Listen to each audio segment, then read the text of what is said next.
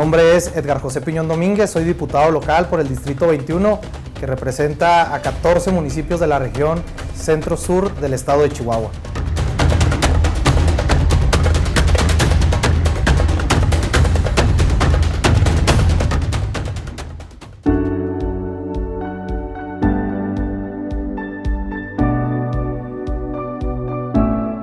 Pues definitivamente, Ilse, yo creo que el tema del agua es uno de los temas que más está en la preocupación de la gente, más en esta época cuando atravesamos por una situación de sequía.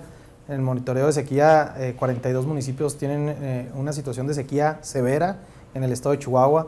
Un servidor presentó una iniciativa para que se haga la declaratoria de emergencia por parte de la Coordinación General de Protección Civil. Y bueno, pues es un tema que tiene muchísimas aristas.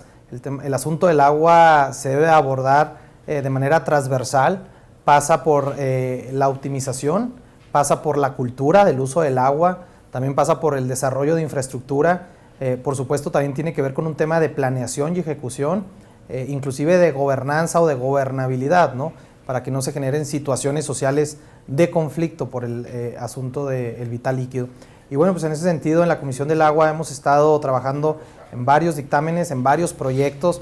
Como todos saben, el agua es un derecho humano, así está consagrado en nuestra Constitución y debemos de buscar de todas las maneras posibles que esto se pueda garantizar y que la gente pueda tener el derecho a lo más elemental para la vida, que es el derecho al uso del agua.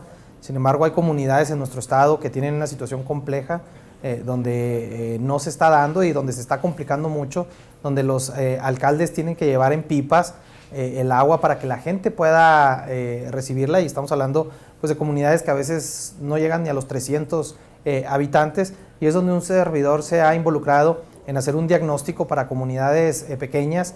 Lo hemos estado trabajando. Yo soy consejero en mi carácter de diputado, tengo una silla en el Consejo de Administración de la Junta Central de Agua y Saneamiento. Hemos estado trabajando muy de la mano con la Junta Central de Agua y Saneamiento, hemos estado trabajando también con Conagua. El día de hoy tuvimos por la mañana una reunión para ver precisamente el decreto de algunos pozos que tienen como objetivo llevar agua a algunas comunidades en algunos de los municipios. Estuvimos viendo el caso de Valleza, el caso de Matamoros, el caso de Santa Isabel, por poner algunos ejemplos. Y bueno, pues yo creo que pudiéramos hablar muchísimo de esta materia. En este momento el Consejo Estatal Hídrico se encuentra realizando una gira con personal de la Embajada de Israel, donde se está trabajando en un convenio para generar un diagnóstico que nos arroje buenas prácticas, que nos arroje algunas recomendaciones y algunos procesos que se deban de modificar para optimizar el uso y el manejo del agua en el estado de Chihuahua. Ahorita están en la ciudad de Camargo, estuvieron ya en Chihuahua y en Delicias, van para Jiménez, para Parral, para Huachochi, y bueno, pues yo creo que esto va a traer buenos beneficios para nuestro estado.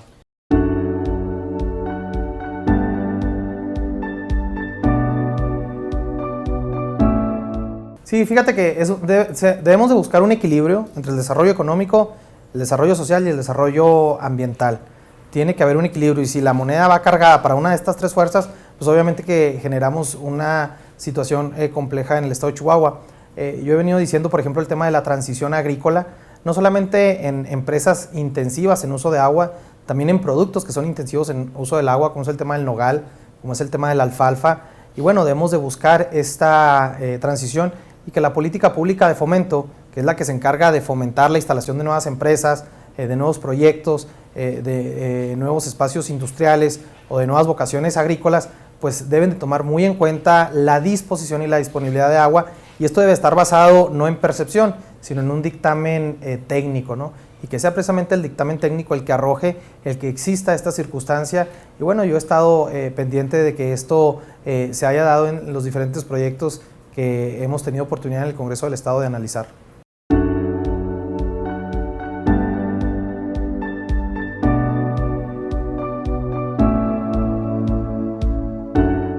Existe una regulación y una normatividad. La norma oficial mexicana del uso de agua para la industria tiene ya características muy específicas, y sin embargo creo que esta normatividad debe de hacerse más rigurosa.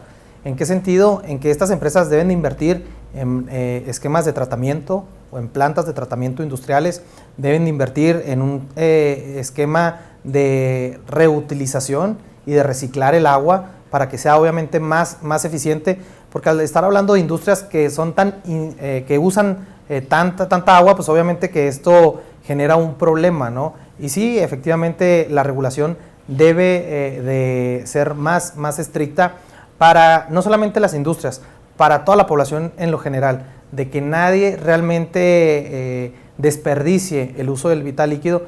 Y efectivamente esta es una situación que sucede en algunas empresas que no hacen un uso eficiente y que se le debe de apostar al tratamiento, que se le debe apostar al agua reciclada. Hablábamos con la gente de Israel, que es un ejemplo mundial, y el 85% del agua que se utiliza es agua que se recicla, y en el tema agrícola andan en alrededor de un 50%. Entonces, ¿qué tenemos que hacer en México y en estados como Chihuahua o Nuevo León, que son estados desérticos, para poder aspirar a llegar a estos indicadores? Porque hay una realidad latente. Vivimos en una zona del mundo donde el agua no es un bien abundante, es un bien escaso, y tenemos que aprender a tratarlo como lo que es, como un bien escaso, y a los bienes escasos pues no los puedes desperdiciar, ¿no? Entonces esa sería la primera premisa, pero que también parte por un tema de cultura. Un servidor ha estado trabajando en una iniciativa para meter en el sistema básico de educación la asignatura de cuidado y cultura del agua, y que todos en lo general, pero sobre todo los más pequeños, los niños, tengan la conciencia de lo que significa tener un litro de agua en las manos, el valor que le damos a ese litro de agua, que es un valor que debe estar por encima del precio, no de lo que necesariamente pagamos por él, porque esa también debe ser otra de las premisas. No podemos decir, es que yo estoy pagando por el agua, ¿no? El hecho de pagar por ella no te da ninguna autoridad para utilizarla de una mala manera, ¿no? Tenemos que tener esa conciencia, y eso pues obviamente es un tema cultural que se debe de fomentar desde todos los espectros del gobierno.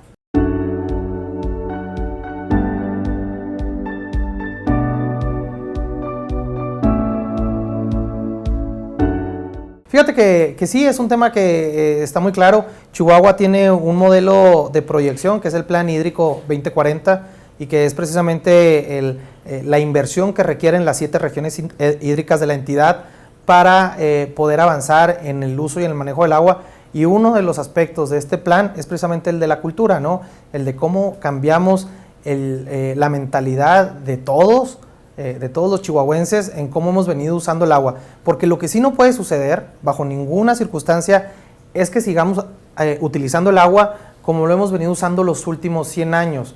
¿Por qué? Porque tenemos realidades ineludibles. Tenemos un cambio climático, tenemos una situación de estrés hídrico, tenemos una situación de sequía que depende de la naturaleza, y que esto va a continuar y nos va a estar poniendo en situaciones muy difíciles a los que habitamos en el norte de México y en el sur de los Estados Unidos, y tenemos que aprender que tenemos que mejorar todo aquello que se pueda mejorar en el tema de cómo utilizamos el agua.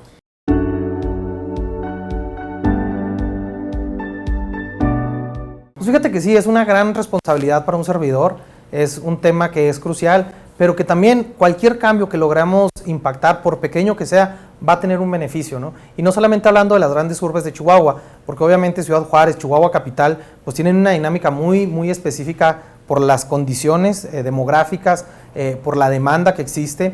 Lo mismo sucede en las ciudades medias como Delicias, como Parral, como Cuauhtémoc, pero también en los pequeños municipios, en estas pequeñas comunidades de 200 habitantes, de 300 habitantes, donde tenemos que buscar de todas las formas posibles que garanticemos esto que yo decía al principio de la entrevista. El agua es un derecho humano y tiene que estar consagrado para todos los habitantes, independientemente de las características o del lugar donde vivas.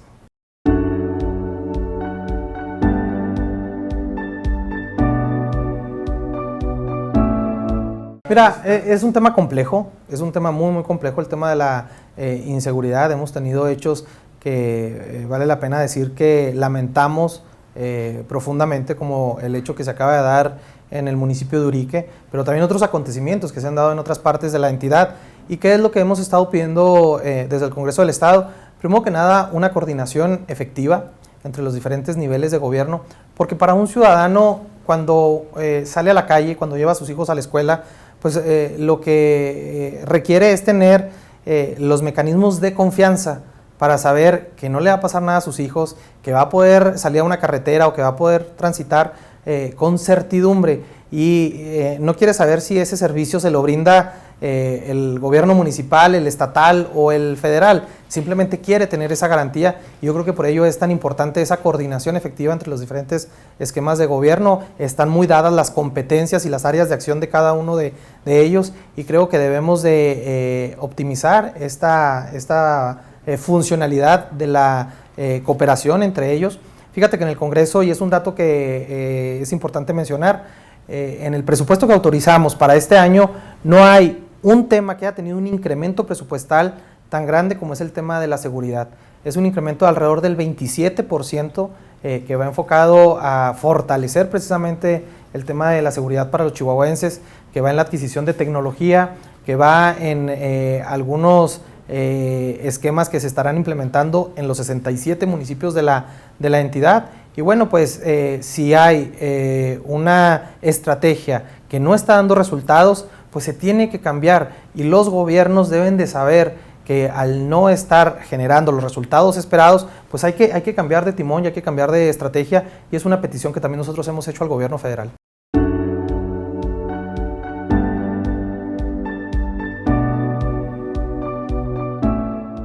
Finalmente, cuando tú tienes una política pública que la transformas en un programa de gobierno y que la transformas en una estrategia enfocada a mejorar cualquier condición, en este caso el tema de la seguridad, pues debe de estar basada en indicadores, y que esos indicadores se puedan medir y que te puedan ir diciendo si vas avanzando o no lo vas haciendo. Entonces, los indicadores que tenemos en México nos demuestran que no vamos avanzando en el tema de seguridad. El dato, por ejemplo, de homicidios, pues es exageradamente alto en nuestro país. En el ranking de ciudades más violentas en el mundo, pues aparecen muchísimas ciudades mexicanas, y es donde precisamente esta demostración de que la estrategia no está funcionando, pues debe de haber un cambio de timón, y es donde pedimos la sensibilidad de manera muy objetiva, tampoco sin politizar, que simplemente se defina que exista este cambio a la estrategia de seguridad, porque finalmente es a lo que aspiramos todos los mexicanos, ¿no? A que esta situación tan lamentable que vivimos cambie, porque tenemos ahorita jovencitos, y yo lo decía en algunos foros, que ahorita tienen 20, 21, 22 años, y que desafortunadamente ocupan ya niveles de rango en las organizaciones del crimen organizado. Pero estos jovencitos hace 10 años eran unos niños, ¿no? Eran unos niños que tenían 9 o 10 años. Entonces ahí se falló la estrategia de seguridad, fallamos como país en darles a estos niños otras alternativas de vida, y hoy están encabezando esta situación que nos perjudica definitivamente a todos. ¿Qué es lo que tenemos que hacer? Que los niños que hoy tienen 9, 10, 11 años, en la próxima década no encabecen estos grupos, ¿no? Tenemos que darles alternativas, y eso pasa por una política de prevención, eso pasa por un esquema de concientización, de cultura, pero también del tejido social, donde nos involucremos, donde el vecino sepa que si su vecina tiene un hijo que es un chavo que tiene problemas y que puede caer en manos del crimen organizado, pues lo denuncie, que participe, que se involucre, que seamos más solidarios como sociedad. Eso es uno de los mecanismos y una de las herramientas para poder cambiar la situación que pues estamos atravesando en este país, y que es algo pues que nos vulnera definitivamente a todos.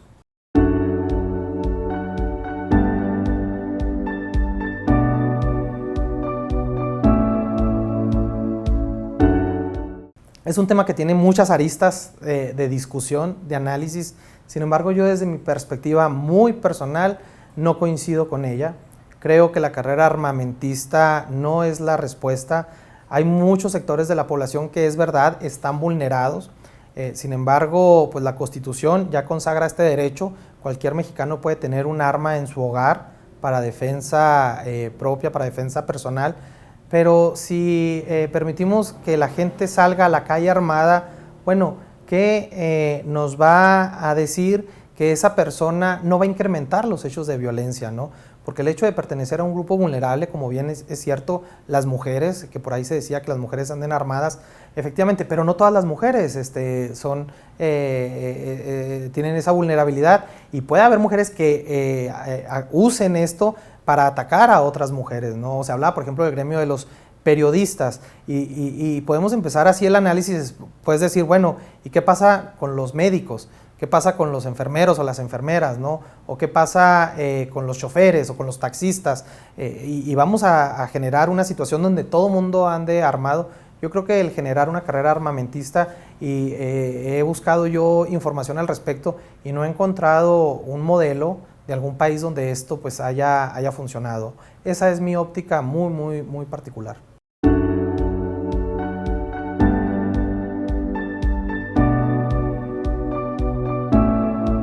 Fíjate que hay que decir algo, los partidos deben, y más en un modelo democrático, deben de ser plurales. No, imagínate un partido donde todo el mundo piense exactamente igual, donde todos opinen igual, pues eso no es un partido democrático, ¿no? Hoy en día tenemos situaciones así en México. Tenemos la situación de un partido que gobierna donde prácticamente lo que piensa un individuo se replica a todos de manera diametral y todos piensan bajo la misma circunstancia. Eso no sucede en el PRI. En el PRI habemos muchas corrientes de pensamiento y lo que se debe buscar siempre es el diálogo, siempre el tener argumentos en el debate. El debate nacional alimenta lo que sucede al interior de los partidos políticos, y yo pienso que es bueno que se esté dando este debate y que eso pues obviamente alimenta este proceso democrático de lo que está pasando al interior del partido a nivel nacional.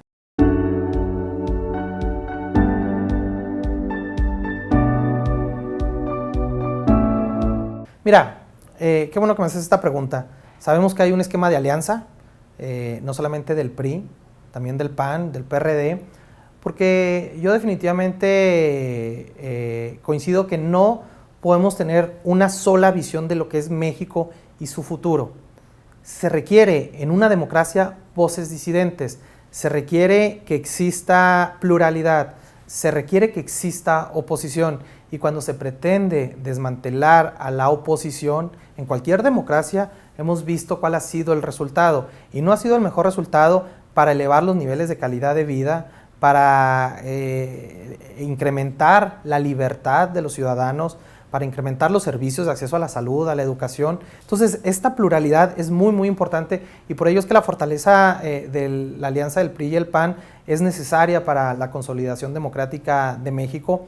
Y yo te diría que se están haciendo trabajos interesantes, que se están haciendo trabajos importantes, que no hay nada para nadie, porque a veces desde el oficialismo se quiere decir que la alternancia no es posible, o que los partidos de oposición no tienen ninguna oportunidad. Esto es falso, y lo vemos en los números.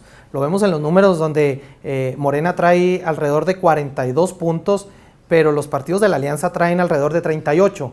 Entonces, esta no es una diferencia muy grande, es una diferencia de 4 puntos, y esa existe la posibilidad de seguir incrementando.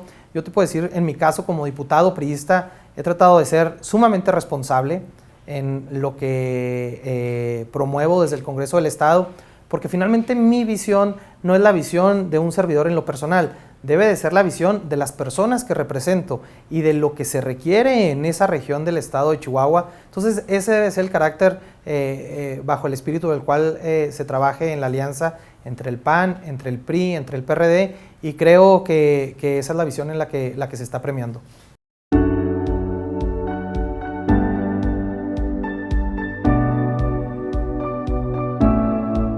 Sí, mira, y te doy los datos. Morena obtuvo alrededor de 2.3 millones de votos en los 6 estados donde hubo competencia. El PAN y el PRI obtuvieron poco más de 2 millones de votos. Es decir, tampoco es que sea una diferencia abismal. Obviamente los números son números y en democracia se gana por un voto, pero por ejemplo en el caso de Tamaulipas, el PRI y el PAN juntos obtuvieron más votos de lo que obtuvo Morena. Sin embargo, obviamente, pues Morena, al tener otros aliados como el PT y el Verde Ecologista, eso les permitió obtener la gobernatura. Aguascalientes y Durango, pues los obtiene la alianza, y ese es el esquema en el que se debe de trabajar para seguir generando la confianza de la ciudadanía, porque aquí hay algo que sí debemos de cuidar, y que no sea una sola visión de lo que es México y de lo que es el futuro de México. Definitivamente hemos batallado mucho para alcanzar esta madurez democrática y tenemos que hacer todo lo posible para mantenerla. Tenemos que fortalecer a nuestras instituciones electorales, como es el caso del INE, como es el caso de los tribunales electorales. Tenemos que buscar todas las herramientas a nuestro alcance para que esta madurez democrática que hemos alcanzado los mexicanos se mantenga y que no tengamos una posibilidad donde solamente exista un partido político fuerte, que obtenga todo, que tenga todos los gobiernos estatales, que tenga todos los congresos locales, que tenga el Congreso de la Unión, que tenga el Ejecutivo Nacional, porque definitivamente esto iría en contrasentido a lo que aspiramos los mexicanos.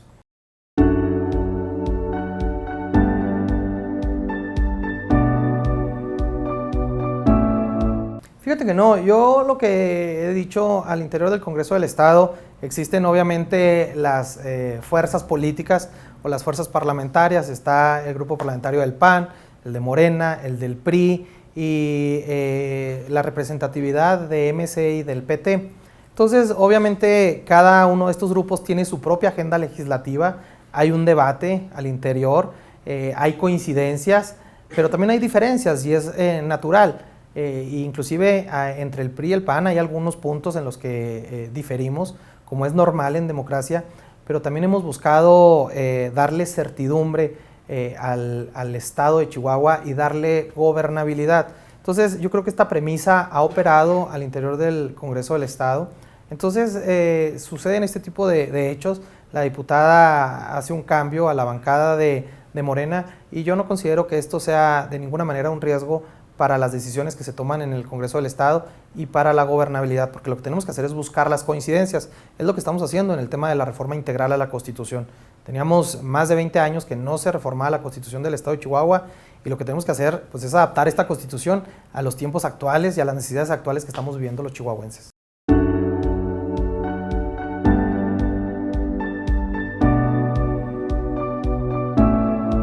Pues fíjate que sí, este es un tema que yo agradezco. Finalmente es una decisión que se tendrá que tomar entre los diputadas y diputados del Congreso del Estado y el que analicen mi nombre o el nombre de un servidor, pues yo se los agradezco. Yo creo que para cualquier chihuahuense es un honor el presidir uno de los tres poderes de nuestro Estado, que en este caso pues, es el Poder Legislativo y el Honorable Congreso del Estado de Chihuahua.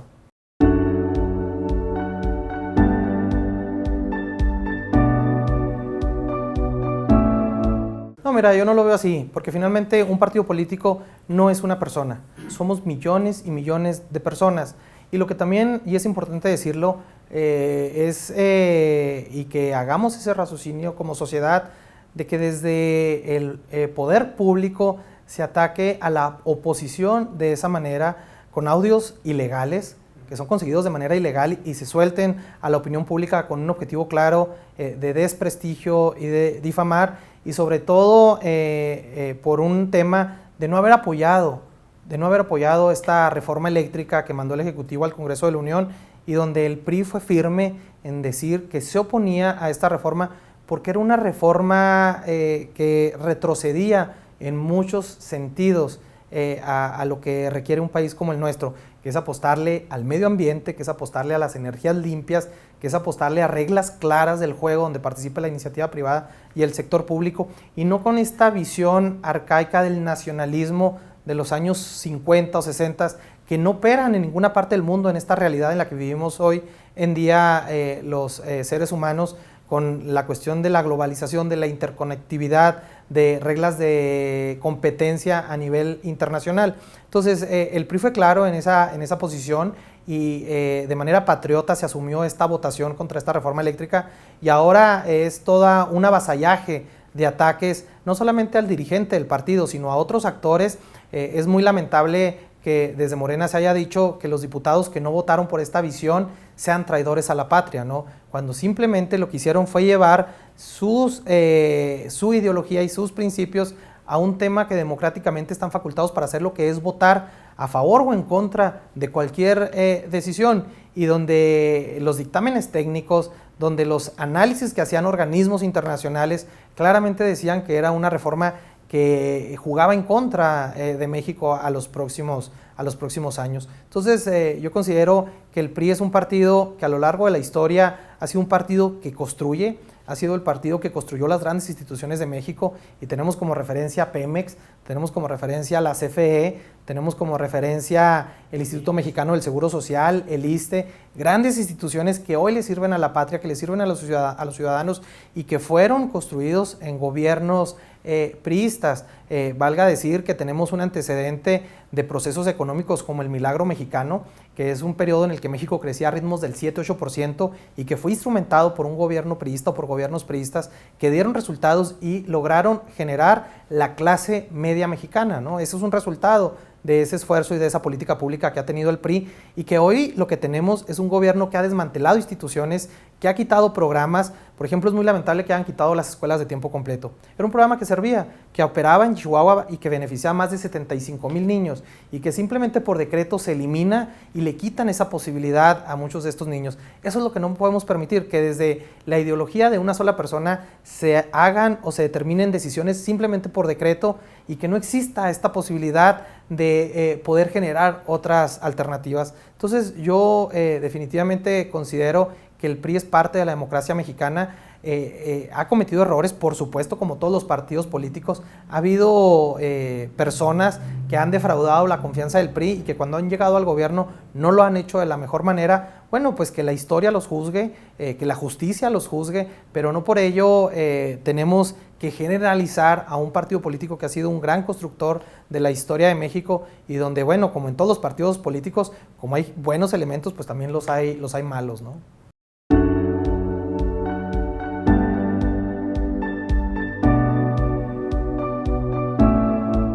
Sí, los tenemos excelentes perfiles con visión de Estado, mexicanos no solamente comprometidos, responsables, sino con el conocimiento de lo que este país requiere, y yo estoy seguro que en esta alianza que se está fortaleciendo cada vez más entre el PRI y el PAN, saldrá un mexicano que cumpla con estas características y que logremos de verdad cambiar esta dinámica que se está dando en el país, porque tenemos en este momento una hiperinflación que no teníamos desde hace 20 años, donde tenemos un incremento colosal de los precios. Para la gente ir al supermercado cada vez es más difícil comprar los productos. Tenemos una situación de delincuencia y de inseguridad desmedida. Ha habido estrategias en la política nacional que no están dando resultados y que no pueden estar cargadas a un sesgo ideológico. Se requiere definitivamente también de un tema de pragmatismo, de poder medir los programas de gobierno y que si estos programas no están dando resultados se corrijan, pero que si están dando resultados continúen, pero no desde la ideología simplemente se cancelen. Y eso desafortunadamente es lo que ha estado sucediendo en el escenario nacional y yo estoy seguro que eso pues no le ha beneficiado al pueblo de México y es algo que se tiene que modificar.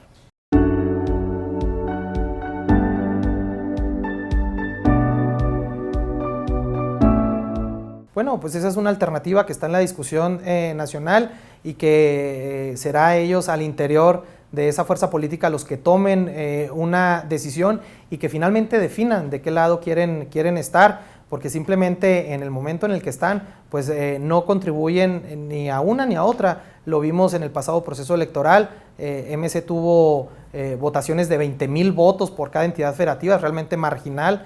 Tuvo más votos el PRI en el estado de Oaxaca que Movimiento Ciudadano en los 6 estados donde compitió. Y bueno, pues es una decisión que ese partido tendrá que tomar y tendrá que hacer un análisis de qué lado de la historia quiere estar.